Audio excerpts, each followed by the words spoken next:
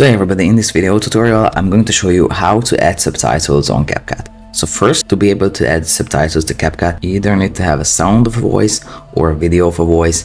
You can also extract the sound by right-clicking on the video and just clicking extract sound. Alright, so the next step is going to be clicking on the sound, going to captions and just click generate. You can also identify the filler words with the pro version and we're just going to click generate. You need to choose the language, the spoken language. You can also click on auto detect if you don't want to find the language. And now you just need to click on generate. Once the captions have been generated, you can make it look better by going to text and templates, and here if you have the pro version, which can have the free trial by clicking the link in the description below. So with the pro version you can have many templates you can choose from. For example, I'm gonna click on this template. These are pretty cool for short form content because they are really captivating for the eye. So all in all, this is how to add subtitles to CapCut. I hope you found this tutorial useful. If you want to get access to all premium CapCut features, you can try out CapCut Pro for 7 days for free by clicking the link in the description below. Also, check out our CapCut video editing for beginners ebook that you can also download for free. And last but not least, have a look at our other video editing tutorials, resources and deals in the video description as well.